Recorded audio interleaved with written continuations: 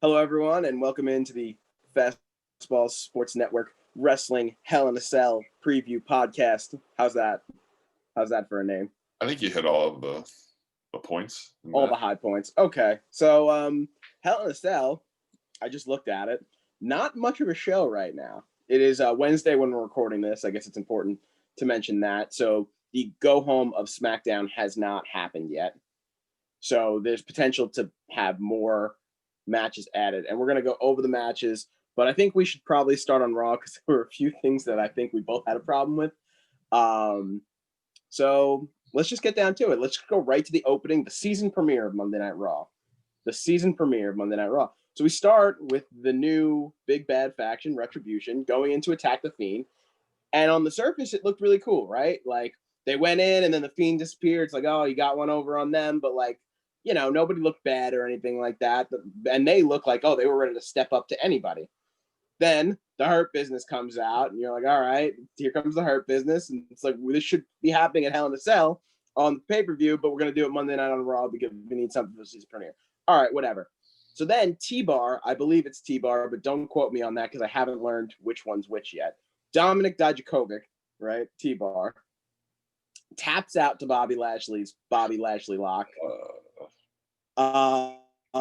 And then after the great new big stable of Retribution is beaten down in the middle of the ring, the Fiend comes out and 4-on-1 proceeds to dig a grave and bury every single one of them. Mark, any thoughts here? It honestly feels like Vince is like ribbing them. Like this is like a joke backstage, and Vince is like, "Look what I'm gonna do to them tonight!" Like, and then him and all the other, like Arn Anderson, all the other agents are cracking up. Like, "You're not gonna do it, Vince. Like, you're not actually gonna do this." He's like, "Yeah, I am." It's like it doesn't get more head scratching than this. Like, it really doesn't. Where, like you said, on the surface, it was kind of cool. They stood up to the Fiend. The Fiend is the second guy or the 1B to Drew McIntyre on the show. Like he's the heel, right? He's the main heel. It's him and Randy, right? Like a massively main deal. He was the first pick going over to Raw from SmackDown. Like it is just crazy that like they did this. And the tap out is crazy too. You don't have a guy tap out where like you're trying to establish them as this big stable and how like any ounce of credibility gone for no reason. Like I know like we like the Hurt Business, they're cool. They don't need to win. Like it doesn't matter if they lose. It just and the Fiend comes back out, and like you said, just destroys everyone except for Ali. It's not good. Yeah. I think I was watching it and it was like went from like a mood of like, oh shit, what's happening here? Like this is really cool. And then it was like, oh, this is not so cool. The people that didn't need this didn't they benefited the most from it. They didn't need to benefit from it at all. So it was a cool visual though in the beginning when him and Alexa were in the ring and they were like surrounding. I was like, this is kind of cool. And then it obviously didn't. Yeah, no, 100%. And honestly, I thought it would have been better off if they would have just left it there, right? The Fiend disappears and then doesn't come back and bury all of them. Yeah. Because then it's like, oh, Retribution's willing to step up to everyone. And then we're going to talk about Hell in a Cell in a minute, but you have a card that's not completed off in Hell in a Cell. You could do the rematch against the Hurt Business and have them go over at the pay-per-view, and then it doesn't matter if they lost on Raw, right? If they go over on the pay-per-view. And then everything would have been fine. But instead, they chose to bury them twice in the same night. And the same guy, too, poor T-Bar, took the Sister Abigail right in the middle of the ring after tapping out the Bobby Lashley's. That's the other thing about it, too, where it's like, there was no reason for the Fiend to come back out and destroy them. Like, the Fiend didn't need that. Like, there was just no reason for it. But then after, Ali cut a really good promo where it's just like, what's the point of this? Like, what? I don't know. Yes, Ali did cut a good promo. It looks like he's more than capable of being a leader for that. And he said, our strength is not just in numbers, but you had numbers and you just got decimated by one person. So like, it just wasn't really consistent or it didn't really work, but it was a really well-delivered promo. Did you like the fact that he admitted that he was the SmackDown hacker in the promo? It didn't matter to me. I mean, like, did it feel like it really tied up a loose end? I was going to say, I feel like I just wanted to pretend like they didn't totally forget about that thread. And they're like, oh, by the way, that was me. Like, it's just, okay, good. Um, it's going to be interesting to see how they book them further, but so far the booking has been bad. They've had multiple chances to make them a very big deal, make them an like a powerful faction that just comes in and takes the WWE by storm. They could have made stars out of all these guys when they eventually ripped off the masks. But now I'm glad that they all keep the masks on, even though we do know who they are. They're not those characters. They're these characters, right? I said the other day to you, I said Bray Wyatt was Husky Harris at one point in time, but now he's one of the best wrestlers in the company. So we don't care about Husky Harris. So all these guys and girls are going to get a second chance if this stable does fail, hopefully, when they rip off those masks. We already know some of them are good, really good wrestlers. So I guess we'll see what happens. It's so weird with this because in the beginning they were a joke, like they were throwing bricks and they were setting things on fire and like Molotov cocktails for, and they made them serious. And now, like right after they make them serious, they job out. It doesn't make sense. And I hope that how do you bounce back from this is what I'm thinking. Like for this group, like if they win it Hell in a Cell, they need to dominate the Hurt Business at Hell in a Cell, like dominate the Hurt Business at Hell in a Cell, and then they need to come back and they need to get even with the Fiend, which is not something I think the WWE wants to do. I don't think the WWE wants anyone to touch the Fiend right now, but it's something that they have to do. They have to if they want them to be relevant. They have to go and attack the Fiend. And we also have this is a bad time for stables because we have Survivor Series on the horizon. So naturally, the Hurt Business, they're not all going to be wrestling together at Survivor Series. Bobby Lashley should be on the men's Survivor Series team, right? Probably. And Ali, in theory, if he's the leader of this great stable, could be on the men's Raw team, although I think there are other people that I would pick.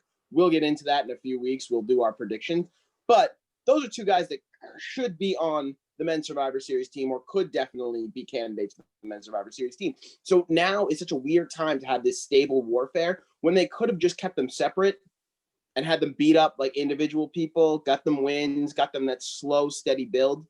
It's a really bad time for stables right now when we know Survivor Series is going to be brand on brand, or we're pretty sure Survivor Series is going to be brand on brand. For stables and the brand split. They did a brand split a month before Survivor Series. It doesn't really make sense.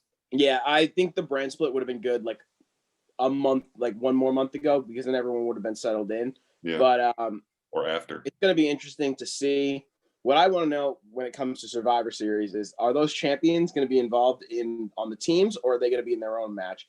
Because I want to see how Roman Reigns' tribal chief interacts with Seth Rollins' Friday Night Messiah gimmick. I think that'll be really cool. I am patiently waiting for them to interact, either like backstage or cut a promo together or something. It's going to be like a really interesting dynamic with like Paul there, and it's going to be really good. I'm excited to see what happens when those two meet. But let's not get too off topic. I do want to stick on Raw for one more segment, and that is the women's segment that happened. So Lana got a little bit of offense in against Asuka. I don't think you really care, or I really care, if Lana lost this match. I think we all knew that she was going to lose this match. She looked good for a second. It was only like a 3-minute match or something like that, but she did look good for a minute. They gave her that. So then Nia Jax and Shayna Baszler come in. They attack Asuka, who like rolls out of the ring and escapes or whatever. And they put poor Lana through a table again. Is this necessary at this point? Like, what did Lana do? She's not in a tag team. She can't step up to them, right? Natty's gone. What is the point of throwing Lana through the table? I thought it was funny at first because like I don't like Lana. No one really likes Lana, so it was like a funny meme. Like she got put through the table, and it happened again and again and again. It seems like overkill at this point. I'm not really sure what the payoff is. Some people speculate it's because Rusev went to AEW. They're just burying her, but they gave her like a big win last week and a title match this week. So I don't really know if that checks out. Even though she obviously lost to Asuka really quickly. Still though, like why would they even give her that rub to win the Battle Royal? It doesn't really make sense. They're burying her. But maybe Vince thinks it's really funny having her go through the table and just keeps doing it, thinking like we all love it. It's just you just can't do the same thing over and over and over. It just doesn't work. Like if it was Corbin every single week, I wouldn't like it. And I hate Corbin. It just doesn't work doing the same thing over and over and over. But maybe there's a payoff there. Maybe she becomes like the table queen and like she like evolves into a table and like really like puts it all together. All right, I'll have to take your word on that one. And Maybe. then I want to move further in that women's segment because we've talked about puzzling things like decisions that I don't really understand. This one that I'm about to say, I don't even know if we talked about this. I just was thinking about Raw the other day and I thought about this and I was Is it like, why Peyton? the hell did this happen? Is it Peyton? Yes, it's Peyton Royce. Okay, so you separate Peyton Royce and Billie Kay. You want this big. I believe that the push was for Peyton, right? I believe that that's what they wanted to do. They wanted to push Peyton Royce. That was the She's report. certainly talented on the microphone. She showed some good in-ring work. They think that they have something there, and I don't blame them. And then what do? They pair her in a tag team with Lacey Evans. What was the point of splitting up the Iconic? Who were a good tag team. I won't play anyone on this. They were a good tag team, okay? And they were the only tag team in the women's division that wasn't just thrown together, okay? You could say Sasha and Bayley weren't just thrown together, but Sasha and Bayley are the parts are greater than the sum. You know how they say like the sum is greater than the parts, right? But for Sasha and Bayley, it's the opposite. The parts are greater than the sum. They're good when you need them to be a tag team, but they have more value as individual talents, and you'll see that at Hell in a Cell, I think, when they go against each other. But for Peyton Royce and Billie Kay, they were a tag team, the only women's tag team, and they split them up. And now Billie Kay is going to fall into monotony on SmackDown, and Peyton Royce is in a bad tag team with Lacey Evans. Listen, if this is a one-off, I don't think it is. I don't think it is. Well, that's what I'm saying. If this is a one-off thing and like we don't see them tag together or like they're just like friendly backstage or whatever, but like try and do like this funny one-up thing where they look for something to do with Peyton or Lacey Evans, which by the way, both should have something going on. That's fine. But if we continuously see Peyton Royce and Lacey Evans tagging together, that's puzzling. That is puzzling to me. I don't understand that at all. And they like kind of teased that like they weren't on the same page and they were a little like clumsy together. So I feel like there's a story there. I feel like they're not just going to do like a little one-off there. I feel like they're going to continue to tag, and it'll probably be good because they're both talented. I like Lacey Evans a lot. Like Peyton Royce is obviously really entertaining and amusing, like when she's on the mic and she's funny. But yeah, like it just doesn't make any sense to break them up to put her into another tag team. And the other thing where you were saying where there are no actual tag teams. All the tag teams are just the girls thrown together with the exception of the Riot Squad because they had Mandy and Sonia that were a real tag team. They split them up. They had the Iconics that were a real tag team. They split them up. And then the Riot Squad split up too, but they're back now. But all the other tag teams are just two girls thrown together because they have nothing to do with them. Yeah. Mandy and Sonia were great, and I think Instagram and social media really actually helped their platform because they were like really good friends. They are really good friends outside of wrestling, and I think we saw that chemistry when they were tagging together, and we saw that chemistry when on Instagram and Facebook and Twitter and social media and all that stuff. So that was really good. Like you said, the Riot Squad were girls thrown together, but they were thrown together before they all made their debut, right? So they came up as a tag team. So it's nice to have them back together, minus a member. I know your favorite member, but you're right. There are a few more, but yeah. Besides for those two, the Iconics, and they did the same thing with Mandy, and that they did with Peyton. They split her up. At least that turned into a feud. Like at least you could say like that turned into a feud, right? Like Sonya and Mandy had a fight. They had and it was good.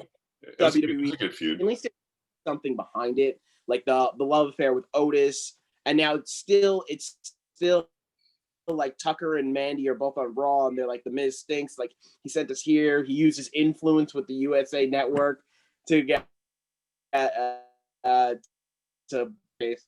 So at least there was something there. But with the Peyton and Billie thing, there was like nothing. They had a match the next week on Raw in which Peyton won, and then they hugged for 20 minutes after. And that was it. That was the whole thing. So that's kind of puzzling. Let's go over to SmackDown really quickly, and then we're going to jump into Hell in a Cell. That is funny, though. Daniel Bryan returning. I was going to say, that is funny, though. What's funny? We didn't talk about it, like, amongst you and I. We didn't talk about Peyton, but I knew that was where you were going with it when you said, like, oh, I have something to say, like a puzzling thing. Yeah, no. It's Peyton. Yeah, usually we have, like, conversations, and we kind of know where the other one stands before we do this, but we didn't really talk about that one. That wasn't one of like the main things from yesterday, like what we were talking about it. But yeah, no, I mean, that's I mean, I know I really like Peyton. I'm pretty sure you really like Peyton too. We've had that conversation before. So, but anyway, back to SmackDown. DB returns, steps up to Seth Rollins. These are the feuds we want to see, right? Daniel Bryan versus Seth Rollins. Like, there's no question. I can now not wait for hopefully Seth Rollins to finish with Buddy Murphy and Dominic Mysterio. So that way we can get this Daniel Bryan, Seth Rollins thing off the ground. Because I want to see that till WrestleMania. That threw a cloud on it, though. What'd you say? So that threw like a dark cloud over it. That it was a really cool thing. And then Ray's music hits and they walk out. And then Buddy comes out and he tries to shake Ray's hand. I'm like, I don't care at all about Buddy Murphy. I don't care about Rey Mysterio. You've made me not care about Rey Mysterio. Congratulations, WWE. Like, one of my all-time favorites. I could care less what he's doing. Like, and Ray's kid, sure, like whatever. But it's just, it should have been a really cool thing. Like, Daniel Bryan's like, no, this is dumb. You're not a messiah. And Seth's like, what do you mean? I'm not. What? And then Seth like hit him, and then it should have been a lot cooler than it was because of this continued feud.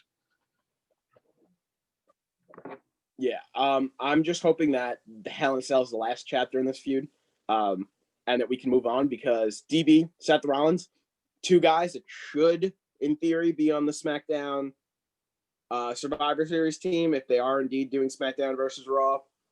You know, the one night of the year where brand warfare happens and blah, blah, blah.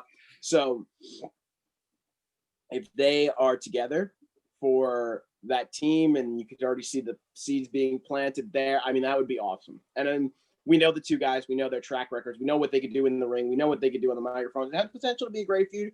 And I don't think it's one we've seen. Like, we'll talk about like Kevin Owens versus Seth Rollins again, and like I think that's something that a year or so down the line we wouldn't mind seeing again. Obviously, we just got it at WrestleMania, but I can't recall a long feud between Seth Rollins and Daniel Bryan. No, it's not off the top of my head. So that's going to be perfect. That's going to be perfect. I thought one of them were going to eventually step up to our tribal chief. And they still could. There's a lot of time before WrestleMania. But they have so many good things working for them on SmackDown right now. Between those top four right now, Kevin Owens, Daniel Bryan, Seth Rollins, Roman Reigns, that's hard to beat. That's like great. Yeah. That might be the best wrestling show. Friday, when you tune into SmackDown on Friday nights, that might be the best wrestling show in like the world right now. You know what I mean? Like, those top four, they might be better. You can get your Kenny Omegas and your Cody Rhodes, and you can get your Drew McIntyres and your Randy Ortons, and you can go to New Japan, and you can go to ROH or wherever you want to go. But when it comes down to it, the top four on SmackDown, I'll take them over, I think, any top four right now. So that's going to be interesting to see. But this is a Hell in a Cell prediction, so let's move on to Hell in a Cell. So again, I'm on CBS. I always go to CBS for our match card and just kind of glance at it to look to see what they have. There's not a lot here at all. And they acknowledge that too. So they have some prediction matchups that they think are going to happen. So let's start with those prediction matchups. Again, for those watching at home, we're not guaranteeing that these matches are going to go on. These are guesses. And before we wrap up our prediction matches, I'll ask you if there's anything else that you think might happen. But let's just start with the ones that they have predicted. So they have Kevin Owens versus Aleister Black. Aleister Black is on SmackDown. Kevin Owens is on SmackDown. If it does happen, it feels like Kevin Owens should probably win. Kevin Owens feels like a really safe bet. I mean, I think they fought like 4 times. Kevin Owens won all of them. It doesn't make sense to have Aleister Black win now. And this is, again, where it's like, when they did the brand split and all the hype was this changes the landscape and this is fresh starts and new beginnings, and there's like 5 feuds carrying over. Yeah, there's a lot of people that, I mean, obviously they basically cut the rosters in half, right? But I don't think they did a good job of cutting the rosters in half. They basically took half of Raw and put it on SmackDown, and took half of SmackDown and put it on Raw. But I don't think they did it the right way. I get what you're saying. They brought over 20 feuds. Yeah, they did. The other one that they think is going to happen is Dom Mysterio versus Seth Rollins versus Buddy Murphy. Go ahead. Get it out. Get it all out. I mean, I guess this is the way to not have Seth win if it's a triple threat. I didn't know that was a thing at all. Like, I know you said it's a prediction, but this is a prediction. This is what CBS think might happen. So it might not. Do you think that's a thing? I think that this could be a match. I also think it could just be Murphy versus Mysterio or Murphy versus Rollins. I think Murphy versus Rollins makes more sense than Dominic will just get involved in a triple threat, but we'll see. Especially because Ray, not Ray, Buddy's trying to like be all buddy. He's trying to shake Ray's hand and date his daughter. So. Well, I was thinking that maybe Murphy and if this were this did come to fruition, it's possible Murphy and Dominic could, I guess, maybe like team up in this match, like take down Seth Rollins, but then it's a triple threat match, so one of them would have to win anyway. But maybe, I would say Dominic. If this match happens, Dominic wins. I agree. I was gonna say I think Dom wins. Either he pins Murphy or with the help of Murphy, he pins Rollins. Yep. And that way you can have Rollins be pinned and not look weak if they're, if he's getting 2-on-1 assaulted in a triple threat match. So that's it for their predictions. They only have 4 matches on the main card. That was the one match they predict. Oh, the 2 matches they predicted. The 2 matches they predicted. We have the New Day as a SmackDown the Raw Tag Team Champions. We have the Street Profits as the SmackDown Tag Team Champions. I could definitely see matches forming around those. They have nothing right now? Right now, they have nothing. All right. So Rude and Ziggler will definitely fight the Street Profits. That feels like a really safe bet. I am a little torn if that were to be the match. So I want to say the Profits win because I think that there's more of a payoff in a match at Survivor Series that would include the New Day and the Street Profits than Ziggler and Rude and the New Day, which I feel like we've probably seen in some capacity at some point in time, although I can't put my finger or remember it. I would much rather see the Profits versus the New Day. And honestly, I think the Profits could go over. I think this tag team run they've been on has been weird, but you have to kind of acknowledge how long they've held these titles now and be like, all right, well, I know you say it doesn't matter, but at least they're trying to make them legit, trying desperately. Yeah, but they haven't really had any meaningful rivalries, and they probably should have dropped the belts to Andrade and Angel Garza 7 different times. I think they were supposed to do it the last time when Angel got hurt. I think it's going to be interesting to see what happens. But like I said, I'd love that match between the New Day and the Street Profits at this point. You kept them on it for this long. And who even knows? These matches aren't confirmed at all. So they could just not defend. And also the New Day could just not defend. They could already have accepted that that's what they're going to do in a match further down the line, or they could change both. They could both change hands. But I don't think the New Day are losing regardless of if they face anyone, right? No, not yet. I don't think so. They just got those belts. They're probably going to keep them. Also, noticeably absent from the card is Big E, who I think they are trying to push right now. I think they're eventually going to put him in a program with Roman Reigns, but I don't think yet. Do you foresee him maybe getting a match? Who might the opponent be? This Sunday? This Sunday, yeah. Maybe he'll get he might be a pre-show guy, just a quick rub for Big E, just to keep his winning alive. I was gonna say a blowover with Sheamus on SmackDown still, or is he on Raw? Sheamus is on Raw now. All right, so is there a heel that he can just have a blowover match with and get a little Corbin is always yeah, you can just beat Corbin or something, but he might just cut a promo or something. He doesn't have to fight on the show. I read that they want to make him more serious, which was the main focus of him leaving the New Day. So we'll see what they do with him. Yeah, and I think he's done a really good job. The match with Sheamus, where they were just putting each other through car windshields, was awesome. Right? That was really good. Yep. So obviously Sheamus is a good worker, and he does great stuff too. So it's good to see him getting his due, like Kofi got his due, and hopefully, I don't know how much they value Woods as a single act, but hopefully maybe one day he'll get his due too. So, but no, I like E a lot, and I hope he does continue this upward momentum. So now we'll go with confirmed matches. Also noticeably absent from the card is the Raw Women's Champion, Asuka. She's been doing double duty at pay-per-views with Sasha and Bayley.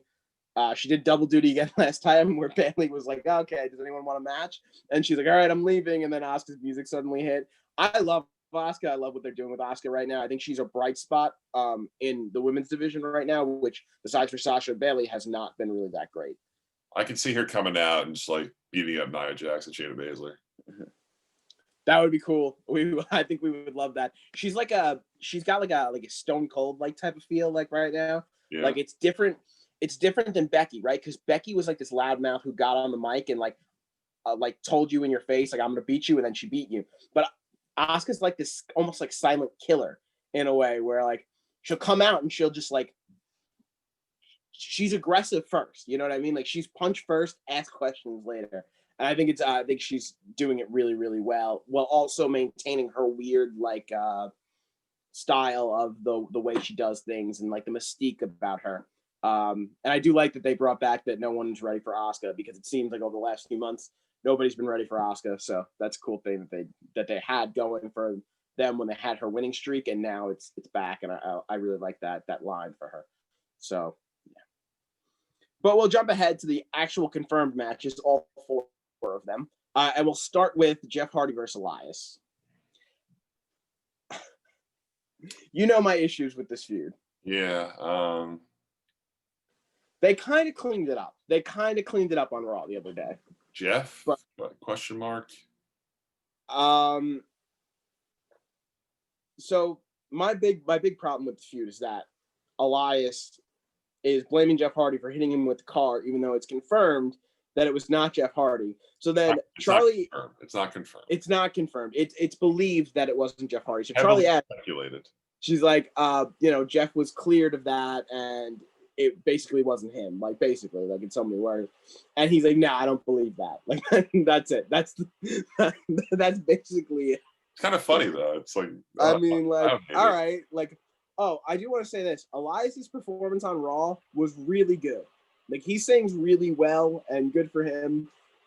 He's got an album out next week. I guess if you want to check that out, free Elias plugs. You don't have to plug Elias. He doesn't need. We don't have to, but I enjoyed the performance. He sounded really good. He had the whole band behind him, and usually he gets like booed and the crowd like super loud, so you can't like ever like nobody's there for a concert when they go to Raw. So when a concert does break out, everyone's like booing or like cheering. It's not like going to a regular concert, but he actually sounded good. Yeah, I agree with you. I'm leaning Jeff here, but I would not be surprised at all if Elias won this match. He did just return from the car accident, so it's probably not the end of this. So it doesn't really matter who wins the first one. That's true. Yeah, I guess that's true. And now we're gonna go to three Hell in a Cell matches. 3 Hell in a Cell matches. Which, listen, the pay-per-view is Hell in a Cell, so if you're going to give me 3 Hell in a Cell matches, I'm cool with that, and I think all of them are going to be entertaining. Let's start with the first one. That is the SmackDown Women's Championship, the champ Bayley, the challenger Sasha Banks. It's been boiling over for months now, but actually boiling over for like about a month. Do you think this is the end of the feud? No, but it's tough because this should really be like the culmination of feuds, like inside the cell and like this big blood rivalry. I thought they've handled this really strange, the entire Bayley and Sasha feud. I thought they shot the bullet at the wrong time to have Bayley turn, and now it's kind of, I feel like it doesn't have the heat and the passion it should have, at least for me. I can agree with that to some extent. I thought they pulled the trigger at the wrong time. Like, to me, this is a Big Four, or even like not even a Survivor Series. This is like a blow off at a Royal Rumble, a WrestleMania, or a SummerSlam to me. Yeah. Like if you're gonna, and then you could do it again if you want to, but the big blow off, the big title change should come at one of those. I'm not ruling Sasha Banks out in this match, but I am leaning Bayley right now. After all of like the teases and stuff, and they had it on like a random SmackDown. Bayley just like kicked her a bunch of times and like used the chair on her neck, and like then Sasha came back the next week. The pacing has been so weird with the whole thing. It has been strange. You would think Sasha would have been out till after Survivor Series, after the blow she took, but there would have been a much bigger impact. And then the next week after that, after doing it again, right? They should have had Bayley wrestle like some random person, beat her this, and then like have Sasha like come back. It would have been a big deal. And the pacing's been weird. The timing's been really off. But no, I agree with you. I think Bayley's going to retain here some way. She didn't sign the contract on SmackDown. She probably will in the go home, because Sasha was like, "I'm making you sign that contract no matter what." And like, she's going to find some way, I think, to get to retain, and then Sasha's going to win at a later date. Yeah, I don't know if it'll be a Survivor Series or after that. I mean, we only have 2 pay-per-views until the Royal Rumble after the one that culminates Sunday. So it's Hell in a Cell, Survivor Series, the next one, Wow. and then whatever they decide for December. Usually it's like an Extreme Rules type, but I actually think we did Extreme Rules earlier in the year. Maybe they'll bring back December to Dismember, the ECW pay-per-view. I don't think so. I love the name. I think it was a better pay-per-view, but I did love the name. December to Dismember, no. What's your prediction on if we'll have fans for the Rumble? I'm gonna say no Rumble, but I'm hoping for WrestleMania, and I'm saying that as I'm hoping for a responsible way for WrestleMania. 30,000 people in a stadium right now is too much. It's too much with the way that listen. This isn't a political show, but the COVID cases are rising. The science says don't do it, so I'm gonna listen to the science. You can listen to the Orange Man if you want, but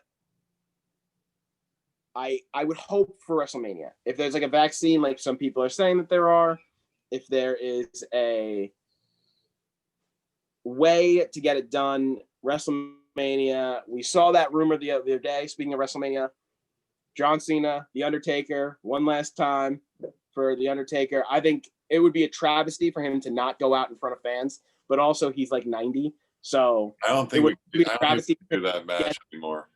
What'd you say? I don't think we can do that match anymore with John Taker. I don't think we can do that. Like how? Like what do you mean by we can't? Like physical wise, or it's like not going to be good on the eyes. I mean, John's good. John will be fine in that match, but like, you ever wrestle your grandfather? That's what it's going to be like. When was Cena's last match? I mean, he did the thing with Bray Wyatt. That wasn't a match. Wasn't a real match. I don't know, but I'm not worried about John. He's like an. I'm just saying, like, to say, oh, he'll be fine. Like that's against Undertaker. probably can't bump. It's like, well, he's a pro, John. If you throw John in with Seth or Daniel Bryan or AJ, like yeah, he'll be fine. Like it'll be phenomenal. Like, that's not going to matter. Like as long as he's with a guy who can work, he's going to do great. But like Undertaker's very old. To me, you know how I feel about the Undertaker. I thought he should have retired 10 years ago. But to me, to not have his last match be in front of the 100,000 people that gather at WrestleMania, to me, that would just be an absolute travesty. Then do it with AJ. AJ happened already. I mean, John happened already too. I don't know.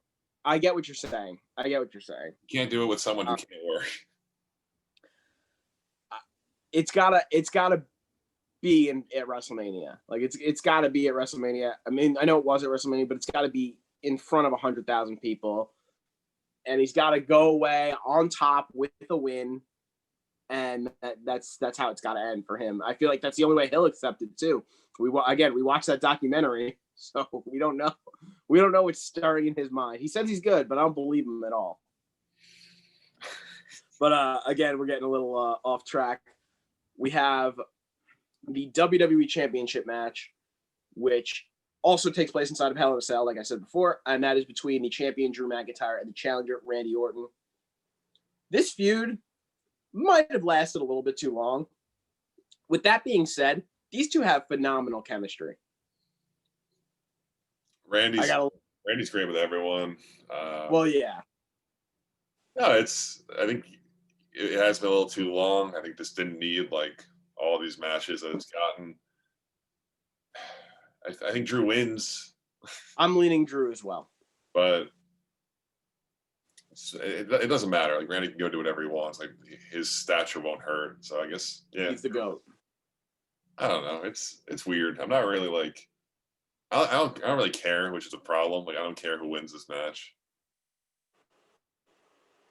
Yeah, I mean, me, I should have like a. I'm just interested. I don't.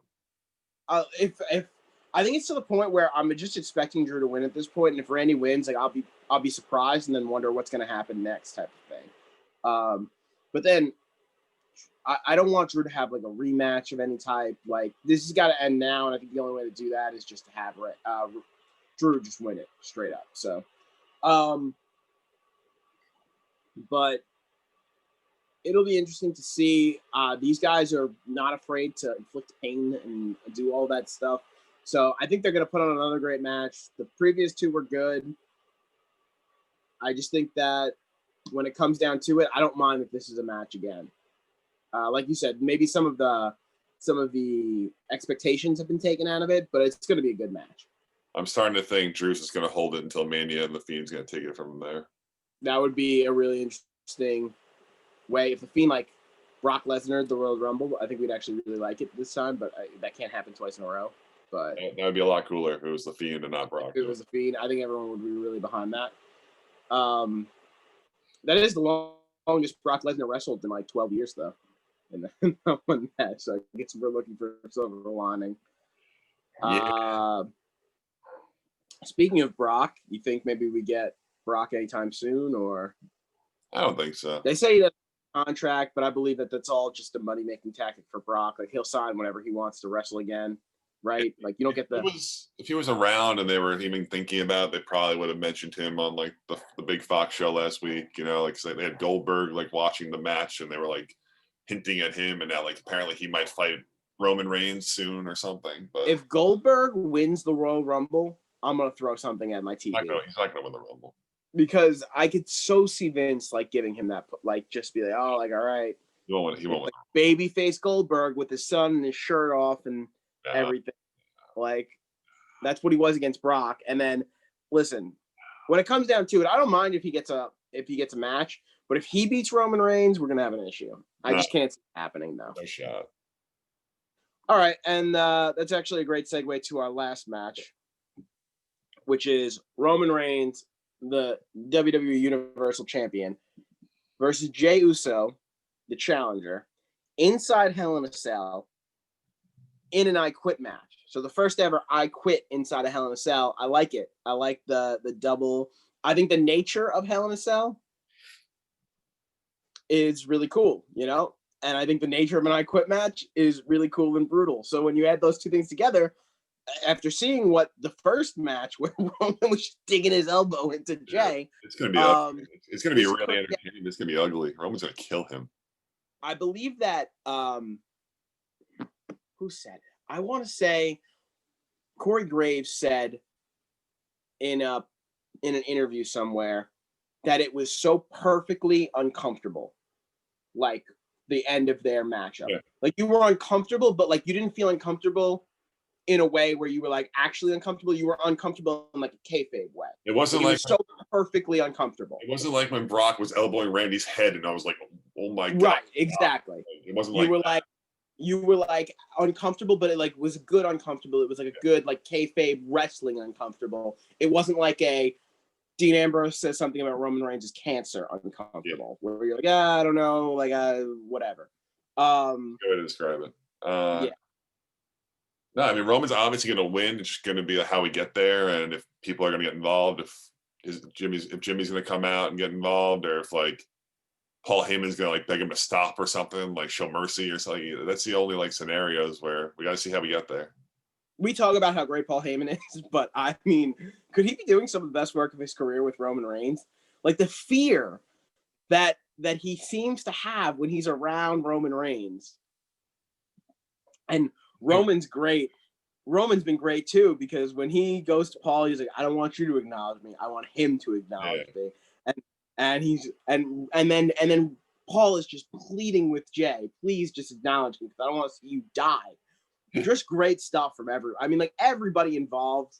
And I can't give enough credit to Jey Uso, who's been playing the babyface so freaking well. I mean, the Usos have always been good at playing the babyface, but they've never really gotten a mic and like been able to talk. Like they do their Uso Penitentiary, and they, sometimes like they yell and stuff like that. And it's really good. But like this is a next level stuff from Jey Uso, who is a talent that I don't even think I knew that he was this good. I mean, like we always knew he was a good wrestler, but I don't think I knew he was this good, like at everything that he does. Yeah, for sure. And I think Jay's gonna get punished in this Hell in a Cell match. Like punished, like when they say wrestling is fake, don't show them this match because they'll be really unhappy with the sentence that they just uttered. Because I think Jay's gonna be sore after this match, like really sore. I'd imagine they'll probably pull blood out for this. I think that if Vince is going to okay blood for anything, it'll be this one. I know he does it very rarely because they get fined, but it is on the WWE Network, so he can do it because he makes the restrictions of the WWE Network. So I think it would be fine, but they'll have to. We'll see. We'll get that glimpse of the PG-13 rating because sometimes they throw that in there, like they'll throw the PG-13, or in the one case of Raw, they threw the 14, right? 15 or 14 plus rating, which was the first time in a while, and we thought maybe that was a thing they were going back to, but it seems like maybe they'll just do that every once in a while. And nothing happened, right? Weren't we waiting to see if like something crazy? I believe someone did bleed. Something happened where it was like it was something that like could have been seen as offensive or sexual or something like that. I don't remember. I don't even remember the episode anymore. But it was like a little bit more extreme, and like I understand why they did it, but it probably could have gotten like a 12 plus rating or a 13 plus rating or whatever. The one thing I'm super interested in is Roman said the stakes are going to be higher this time around, with serious consequences for the loser. We still don't know what that means, right? It's not just like the I Quit match, right? Like they're adding more to this at the end. Like we'll probably find Friday what the consequences are.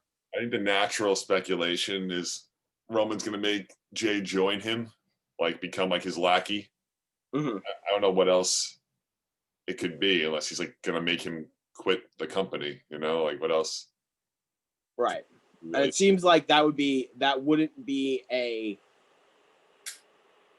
fitting characteristic for Roman to be like, oh, okay, well you have to quit, because his whole thing has been about setting up the family and just acknowledging that Roman's the best, not cleaning house. Like if you believe in what Roman has said, and I think he's done a good job of making you believe what he said, he just wants to be the leader of the family, and he wants to set up all of his family members. Yep. He wanted to get Jay the main event paycheck, right?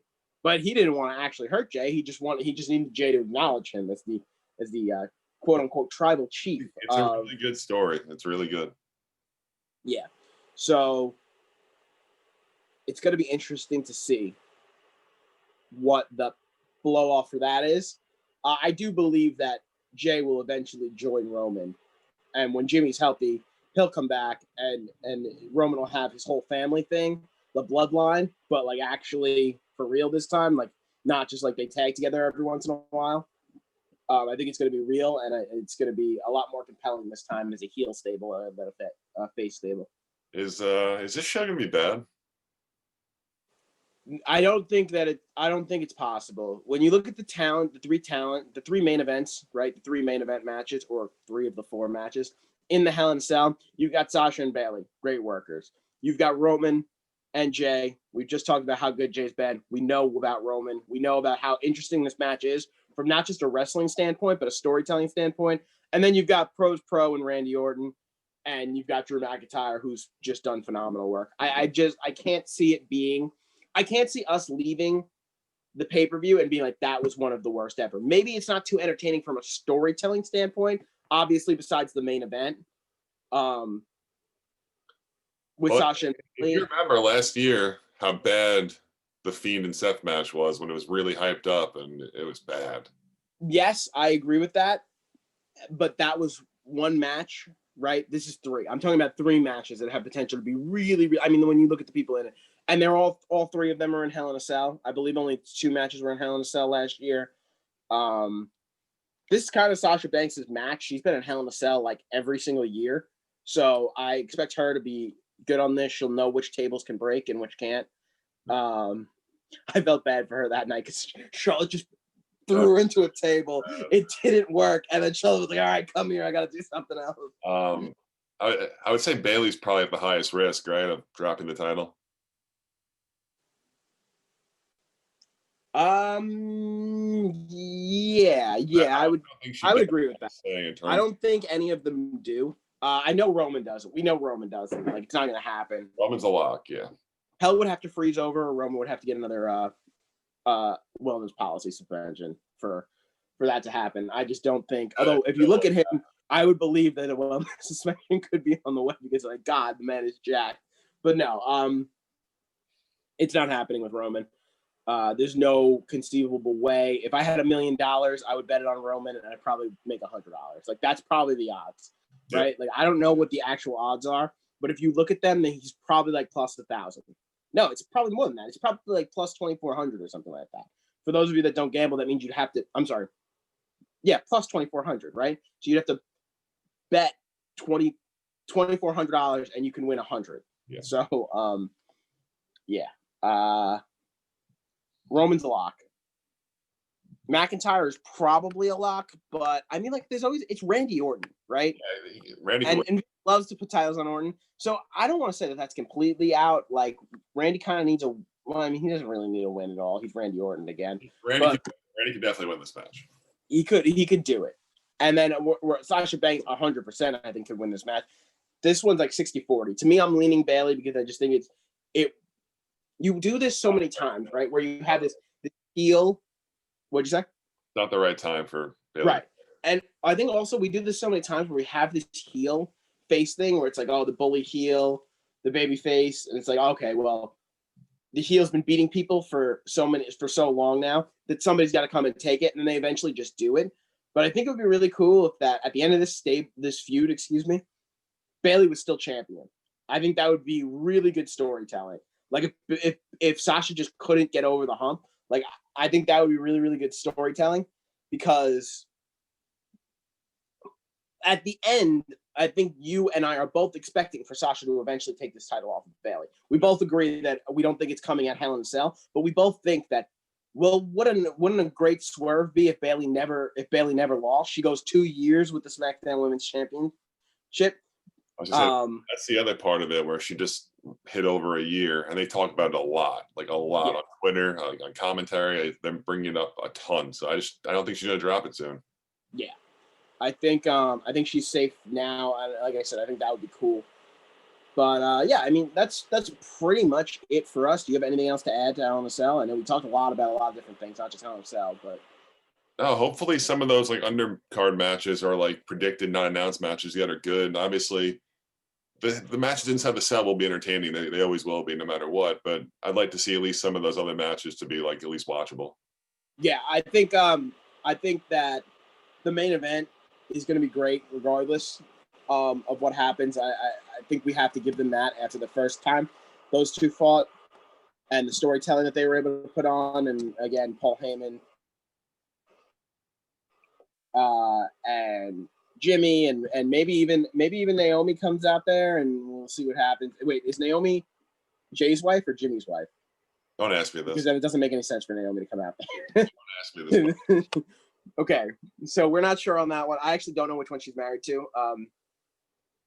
But yeah, if she's Jay's wife, that would be cool. But if she's Jimmy's wife, then it doesn't really make any sense for her to be out there. The wife or the sister-in-law, either way, she can come out. The sister-in-law. I guess maybe she'd come out as the sister-in-law. Good. Like Lita would always like come out for Jeff, right? Even though she was dating Matt, right? Like she would always like come and like try and help out Jeff, even though she was dating Matt. So yeah, so I mean, like yeah, I guess it makes sense. It's a modern day Lita too, so it works perfectly. Yeah. Yeah. Yeah. Okay. Yeah. I like that. It's like a modern day Lita. But yeah, that's pretty much gonna do it for us here. If you enjoyed our banter about the ridiculous things happening in WWE and how much we love Roman Reigns, the Roman Reigns fan club, give us a like, maybe even sub. We're trying to get videos out about every Wednesday. And follow me on Twitter at Mark Tribal Chief Sanger. But don't ever refer to him as a tribal chief. He got one of our friends to start referring to him as a tribal chief, and it's been pretty brutal. All right. But yeah, that's pretty much going to do it. Thank you guys for watching, and we'll see you next week.